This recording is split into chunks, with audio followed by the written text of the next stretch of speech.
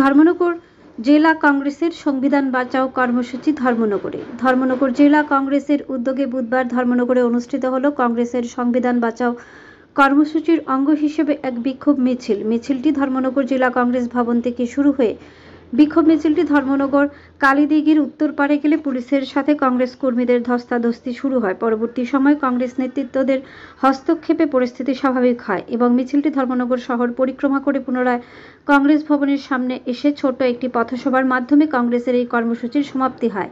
কংগ্রেসের সংবিধান বাঁচাও কর্মসূচিতে উপস্থিত ছিলেন কংগ্রেসের রাজ্য সভাপতি আশিস কুমার সাহা। তাছাড়া এই কর্মসূচিতে উপস্থিত ছিলেন কংগ্রেস নেতা চয়ন ভট্টাচার্য, যুব কংগ্রেস নেতা জাহাঙ্গীর হোসেন সহ আরো অনেকেই।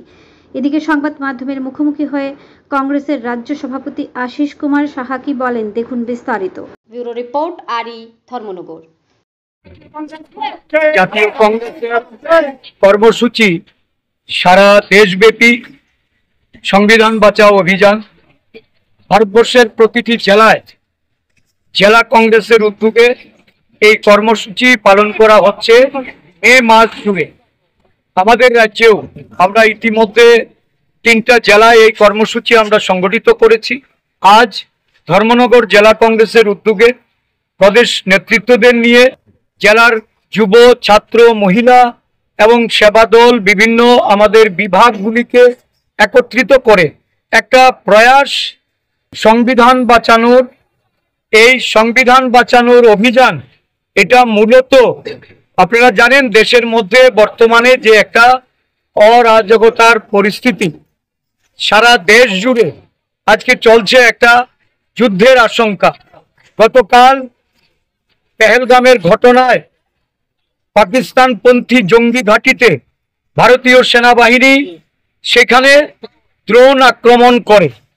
এই আক্রমণের ঘটনায় ভারতবাসীর সেনাবাহিনীকে আমরা জাতীয় কংগ্রেস দলের পক্ষ থেকে, ত্রিপুরা প্রদেশ এবং ধর্মনগর জেলা কংগ্রেসের পক্ষ থেকে আমরা তাদের সাহসিকতার জন্য, তাদের শৌর্য, তাদের বীরত্বের জন্য আমরা গর্ববোধ করি, তাদেরকে আমরা ধন্যবাদ জ্ঞাপন করি।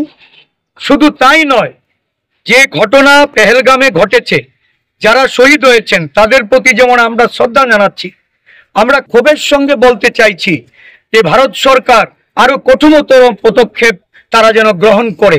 ভারতীয় জাতীয় কংগ্রেস সরকারের যে কোনো পদক্ষেপকে আমরা এই যে আতঙ্কি বা সন্ত্রাসী জঙ্গিদের যে ঘটনাবলী, এই ঘটনাবলীতে আমরা ভারত সরকারের পাশে আছি, এটা গোড়া থেকে আমরা বলছি।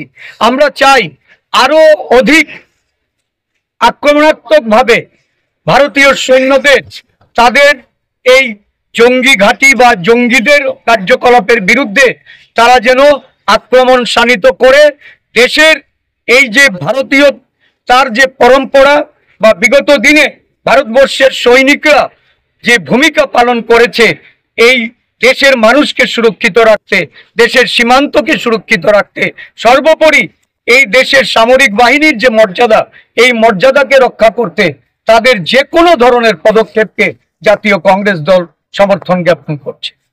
দেশের সংবিধান নিয়ে আজকে সারা দেশব্যাপী যে গণ আন্দোলন, এর মূল কারণ হলো সংবিধান যারা পাল্টে দিতে চাইছে, সংবিধানকে যারা নানাভাবে ক্ষতবিক্ষত করে চলেছে, সংবিধানের জায়গায় যারা মনস্মৃতি নিয়ে আসতে চাইছে, তাদের বিরুদ্ধাচারণ করে আজকে প্রতিবাদে কংগ্রেস দল, ধর্মনগর জেলা নেতৃত্ব, ধর্মনগরের সমস্ত আপামর কর্মী সমর্থক, এখানকার গণতান্ত্রিক প্রিয় নাগরিকরা রাস্তায় নেমে এসে আমাদের বক্তব্য একটাই, যে আমরা সংবিধানকে বাঁচাতে চাই। সংবিধানের মৌলিক অধিকার আমাদের দেশের সমস্ত জাতিগোষ্ঠী, আদিবাসী, দলিত, পশ্চাৎপদ, সংখ্যালঘু সমস্ত জাতিগোষ্ঠীর মানুষের তাদের অধিকার, তাদের মৌলিক অধিকার, গণতান্ত্রিক অধিকার, তাদের যে বেঁচে থাকার জন্য কর্মসংস্থান, তাদের প্রতি এই দেশের সরকারের যে মূল দায়িত্ব অন্ন বস্ত্র বাসস্থানের, এই দায়িত্ব তারা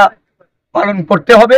যথাযথভাবে দায়িত্ব পালন হচ্ছে না বলেই দেশের জননায়ক রাহুল গান্ধীজি, জাতীয় কংগ্রেস নেতা মল্লিকার্জুন খার্গেজি আজকে রাস্তায় নেমে এই আন্দোলনে নেতৃত্ব দিচ্ছে। এই গণ আন্দোলন আজকে সংবিধান বাঁচাওয়ের লড়াই, এই লড়াই সংরক্ষণকে যেন কোনোভাবেই তুলে দেওয়া না যায়।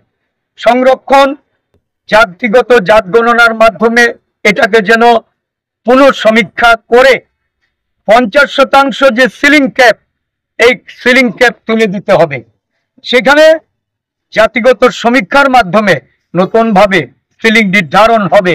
দেশের সামগ্রিক উন্নয়নের জন্য এই পিছিয়ে পড়া অংশের মানুষের যদি ব্যাপক উন্নয়ন সাধন করতে সরকার ব্যর্থ হয়, তাহলে দেশ কোনোদিনও উন্নয়নের পথে এগোবে না। যারা উন্নয়নের কথা বলছে, উন্নয়নের নামে জুমলাবাজি করে উন্নয়নের ফানুসটা আজকে মানুষের কাছে এটা প্রকাশিত হচ্ছে।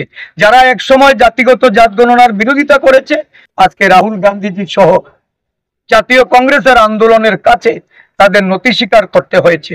জাত গণনার জন্য আজকে তাদেরকে বাধ্য করা হয়েছে। যারা বিভিন্ন কালো আইন এনে, কৃষি আইন, শ্রম আইন, এই কালো আইন এনে দেশের শাসন ব্যবস্থায় একটা বিরাট অংশের মানুষকে বঞ্চিত করার জন্য ষড়যন্ত্রে লিপ্ত হয়েছে।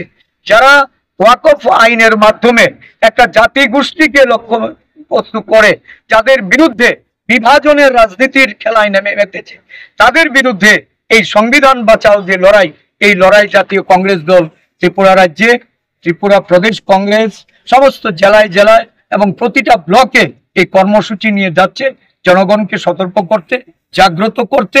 এই একটা যুদ্ধের যে দামামা বাজার যে পরিস্থিতি, সংবিধান সর্বাগ্রে, সংবিধানকে রক্ষা করতে হবে।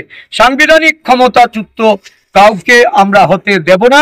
ভারতবর্ষের যে শাসক দলকে বুঝতে হবে, কারণ কংগ্রেস যখন যা বলেছে, কোভিড থেকে শুরু করে এই নোটবন্দি, জিএসটি যখন যেটা লাগু হয়েছে, সেটার জন্য এই সরকারকে দায়ী করে কংগ্রেস দল বা তার নেতা রাহুল গান্ধীজি যে কথাগুলি বলেছে, প্রত্যেকটা কথায় অক্ষরে অক্ষরে দেশবাসী তারা আজকে এটা বুঝতে পারছে, তাদের উপলব্ধি হচ্ছে, সরকারেরও উপলব্ধি হচ্ছে।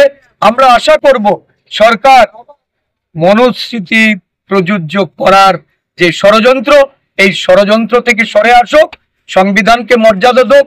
সংবিধান প্রণেতাদের তাদের বিরুদ্ধে এই ধরনের কটূক্তি করে, দেশের মনীষীদের তাদেরকে অপমানিত করে যারা সংসদ চালাতে চায়, আমরা তাদের পদত্যাগ দাবি করছি। তাদের বিরুদ্ধে আজকে আমাদের এই লড়াইকে আমরা আগামী দিন আরো দীর্ঘায়িত করব।